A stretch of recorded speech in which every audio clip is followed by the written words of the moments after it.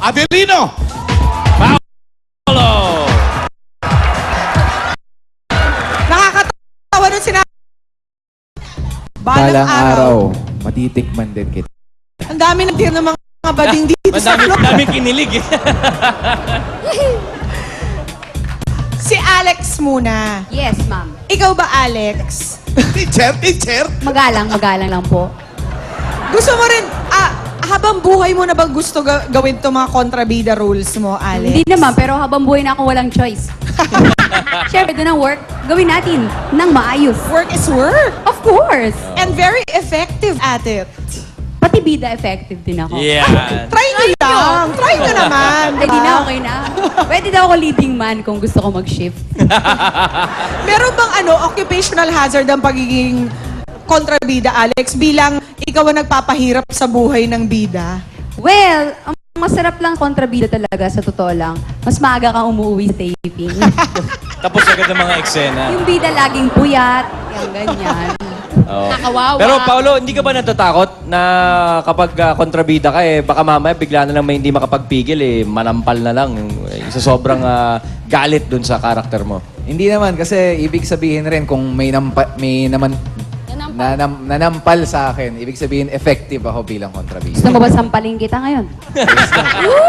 Ayun na oh. Nag-iinit na laban. Si Alex. Eto na. Alex, Paolo, tignan natin labanan ng mga kontrabida sa category number 1. East or West? Tungkol sa mga lugar, ang katanungan. Ito na si Maring Ruby for the first question of the day. Alex at Paolo, sagutin niyo ng tama ang tanong ko. Ito ang tahanan ng Bollywood films. Anong Pula. India? Maganda ang pagkakasagot. Tama. Alright. India. Paolo. Alam na si Paolo kasi dun sa threat ni Alex. Sampal agad ang bungad. Hello! Knock. Who's there? India. Inja who? India Navy. Balik ka na.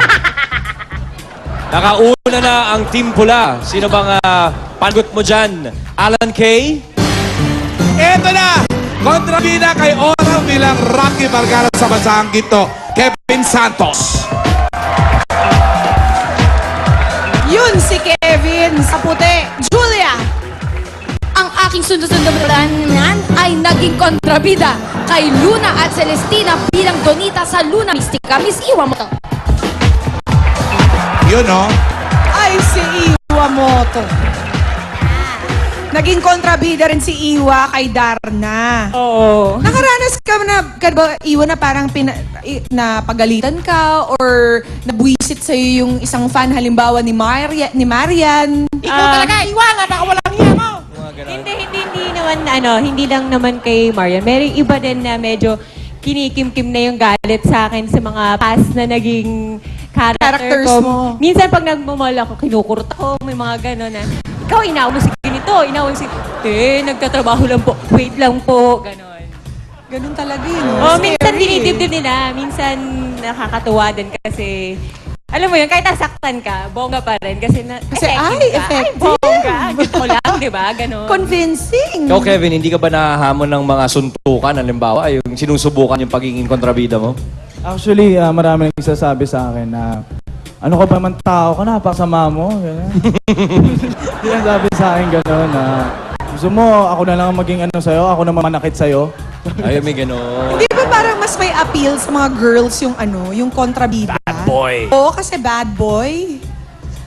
Medyo. Nakaka-help ba sa love life? Medyo. Kasi minsan may mga ibang girls na gusto nila bad boys. Sabi ko sa'yo, Ryan Talaga di ako papasang bad boy kahit anong pangunang yan gawin. Hindi, 1-0 malaki. 1-0 na ang score natin. Kevin, baka makatay ka dito sa category number 2. Plus or minus? Alright guys, mathematics. Kevin, kung ayaw mo masyado makaalago ang pula, kailangan makuha mo to dahil 1-0 ating score. Eto na ang tanong manggagaling kay Kuya Anjo. Chinilachi. Ito, makinig kayo ha. Ako, kahapon nag-shopping. Bumili ako ng polo shirt na worth 1,500 pesos. At isang pares ng sapatos na worth 2,000 pesos. Magkano ang... Go, Kevin. 3-5. 3-5 ang sabi niya, Ange. 1,500 plus 2,000 is wrong. Bakit? Ano ba yung tanong dapat? Teka, ito, para sa kabila.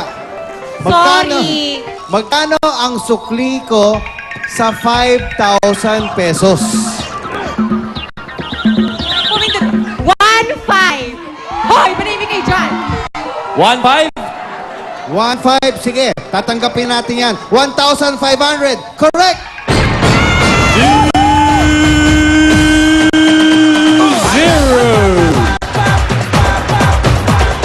Yari ang mga boys, Hindi kasi natapos yung tanong. Tama naman yung sagot sana kung yun yung tanong. Oo nga.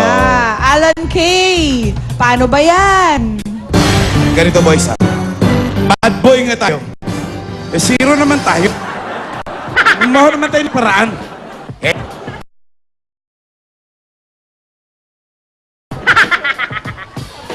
Huwag niyong bugbugin ng mga babae. Kasi ako una-unang mabubugbog dyan. Dahil matagi na kay Marge. Bilang Felix sa langit sa piling ko. Jay Aquitano! Manjay, Julia, one more point. Tandaan mo, isang puntos ka na lang. Kaya ibibigay ko na ang kontrabida kay Marge bilang Melanie sa langit na piling mo, RC Munoz. Oo nga. May sinasabing magandang punto si RJ. Si RJ. Si Raya. yung pagiging kontrabida, minsan may magandang naidudulot. Ang laki ito kay Sherry Hill. Pagka dumadating siya, takot ang mga, halimbawa, mga service crew, di ba? Talagang serbisyo publiko ang dating. RC, do you benefit from the same? Hindi naman po. Kasi kung ano yung role ko, iba naman po yun sa kung ano talaga ako totoong buhay. Mhm. Yung role ko, ginagawa ko lang talaga kung ano yung best na magagawa ko. May pumapalag dun, Ay, no? hindi. May sinasabi Hindi sila kasi rin, akin. ano? Ang sabi nila, May size kayo, ah. Nung pinapatay ang microphone, tumahimik lahat. Anong klase mga kontrabida ito? Si JJ, what would you consider your dream role? Kontrabidang bida. si Rena. Kontrabidang bida. Bida. Bida kontra bida.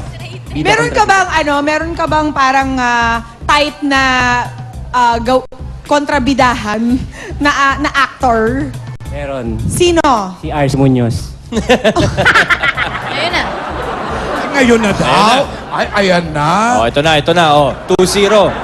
Jay, pag nadali ka ni RC dito, tapos ang labang. Kaya dapat galingan ng Team Wali. Puti. Ito na, category number 3. Hot or cold? Tungkol sa pagkain, ang katanungan, RC and J. Here's Tony Rose. Okay, hello. Bago ang lahat, abay binabati ko muna yung mga dabarkada ko. Mula Makati, aking mga dabarkads. Ayan, hello. Eto na ang tanong ninyo. Panglimang gulay ito sa bahay kubo. Ano ito na kilala rin bilang string beans? Pula. Sitaw? Sitaw? Sitaw is correct. 3-0. Pasalamatan na lang natin si Dion na naging kontrabida, kay Smith sa diva bilang Jay-Z, at si Mike Tan naging kontrabida naman sa Bebeth and Me episode ng Daisy 7. Mga babaeng kontrabida, ang mga kasama natin sa Jackpot Round. Salamat sa lahat ng mga nakasama nating nakipagkontrahan at mas nagiging excited ang mga teleserye dahil sa mga artistang effective sa kanilang kontrabida roles na tulad ninyo. Mamaya audience naman ang kakontrahan nila sa Jackpot Round ng Sapula. Sa Puti!